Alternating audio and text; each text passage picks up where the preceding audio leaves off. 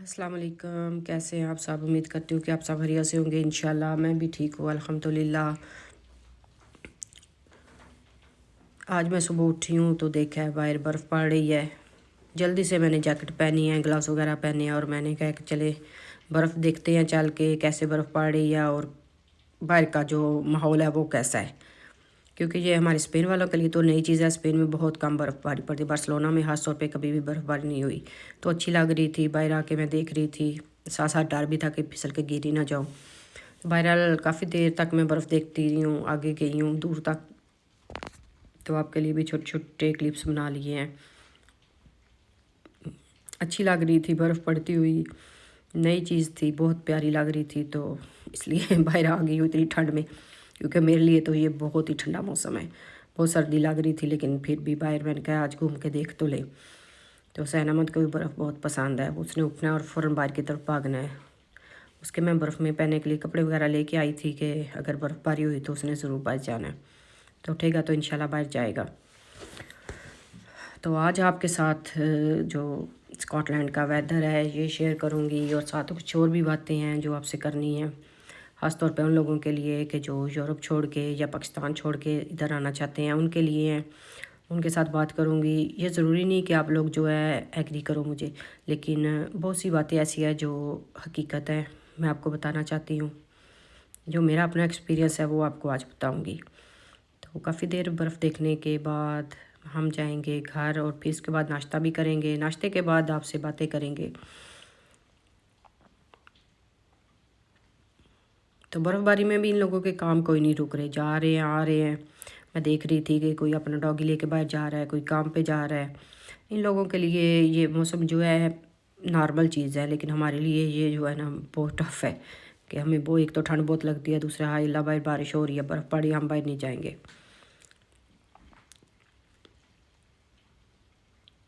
तो जब बंदा नया नया इधर आता है ना, तो उसके लिए ये सब चीज़ें जो है बहुत मुश्किल होती हैं। ख़ास तौर पे यहाँ का जो वेदर है ना वो उस बंदे के लिए बहुत मुश्किल होता है।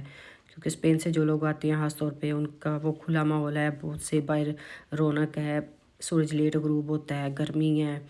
यहाँ आके एक बहुत ठंड है, दूसरा सूरज जो है वो हो जाता है जी 3 बजे ग्रूब। तो अब हम घर चलते हैं, चल के नाश्ता करते हैं। नाश्ते में मैंने अपने लिए पराठा बनाया है।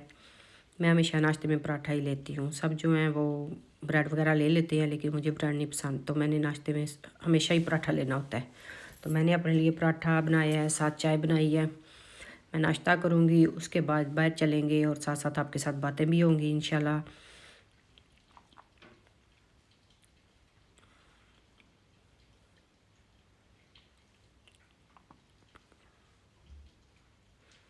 यहाँ पे लोग जो ज़्यादातर फ्रेश मिल्क यूज़ करते हैं, तो वही वाला मैं अभी लेके आई हूँ। ये मेरा पराठा पक चुका है। तो नाश्ते के बाद हम जा रहे हैं बाहर, तो थोड़ा घूमे फिरेंगे और साथ आपके साथ कुछ बातें भी होंगी। तो तकरीबन 1 घंटे बाद बर्फ़ जो है ना रुक गई थी और उसके बाद सड़कें जो है वो तो साफ़ हो गई हैं, लेकिन साइडों पे अभी बर्फ़ पड़ी हुई है। बारिश का भी मौसम है, अगर बारिश आएगी तो फ़ौरन पिघल जाएगी बर्फ़, ख़त्म हो जाएगी। तो मैंने आपके साथ ये बातें करनी थी आज के मैंने आपको बताना था अपना तजर्बा कि जब स्पेन से या यूरोप से लोग आते हैं तो यहाँ जो है उनकी अपनी क्या फीलिंग्स होती हैं और यहाँ के रहने वाले जो उनके बारे में क्या सोचते हैं। जब हम लोग आते हैं यूरोप से तो इधर बहुत से लोग आते हैं बेहतर मुस्तकबिल के लिए, बच्चों की अच्छी स्टडीज़ के लिए। लेकिन यहाँ के जो लोग हैं वो समझते हैं कि जो यूरोप से लोग आ रहे हैं वो बेनिफिट्स के लिए आ रहे हैं या सोशल के लिए आ रहे हैं। लेकिन इस चीज़ को नहीं समझते कि जो लोग आ रहे हैं वो यहाँ काम कर रहे हैं, जहाँ टैक्स भी तो दे रहे हैं आपकी गवर्नमेंट को। अगर टैक्स दे रहे हैं तो उनके राइट्स हैं कि वो भी बेनिफिट्स भी लें, सोशल भी लें। तो जिनके छोटे बच्चे हैं वो तो चलो बेनिफिट्स ले लेते हैं, बड़ों को जो है उनके तो कोई बेनिफिट्स नहीं मिलेंगे। वो भी तो लोग आए हुए हैं जिनके बड़े बच्चे हैं जो काम कर रहे हैं, इनकी गवर्नमेंट को टैक्स दे रहे हैं। और दूसरा जब लोग आए थे यूरोप से तो यहाँ इन लोगों को भी इतना उसका फ़ायदा हुआ है कि इनके जो मकान 400 450 किराए पे रुल रहे थे, क्योंकि एक एजेंसी के पास जाए तो 10 वो मकान दिखाते थे। अब जो है 10 एजेंसियों के पास जाओ तो एक मकान भी नहीं मिलता। 400 किराए वाला मकान इन लोगों ने 1200 से 1400 पाउंड किराए पे कर दिया है। तो ये भी तो इन लोगों को ही फ़ायदा हुआ है ना कि डबल से ट्रिपल किराया ले रहे हैं। ये भी तो ही नहीं फ़ायदा इस चीज़ का, इस चीज़ को नहीं समझते, सिर्फ ये बस सोचते हैं कि ये लोग जो आ गए हैं इन्होंने आके हमारे बेनिफिट्स कम करवा दिए हैं या कुछ, वल्लाह आलम क्या इनका काम हुआ है या क्या नहीं, क्योंकि सीधी तो बात कोई करता ही नहीं है। और दूसरा यहाँ पे जो आप अगर डॉक्टर के पास जाते हो, मेडिकल की सहूलतें हैं वो भी बहुत कम है दूसरे यूरोप की निस्बत। डॉक्टर के पास मेरी तबीयत ख़राब थी, मैं डॉक्टर को फ़ोन किया कि मुझे ना अपॉइंटमेंट दो, मैंने आना है। उसने कहा जी क्या है, बुखार है, क्या खा रही हो? मैंने कहा पैरासीटामोल ले रही हूँ। अच्छा पैरासीटामोल लो, अगर ना ठीक हुआ तो रात को दोबारा फ़ोन करना, फिर मैं आपको टाइम दूँगी। लो जी, बंदा खुद ही जो है ना ठीक हो जाए घर में ही, यही चाहते हैं ये, यानी कि डॉक्टर को ना चेक करवाओ, खुद ही ठीक हो जाओ। अगर ज़िंदगी हुई तो बच जाओगे, नहीं तो जाओ अगले जान। हमारे स्पेन में अगर आपको बुखार है, आप इमरजेंसी में जाओ, उसी वक्त डॉक्टर आपको 10 से 15 मिनट में चेक करेंगे, आपको दवाई देंगे।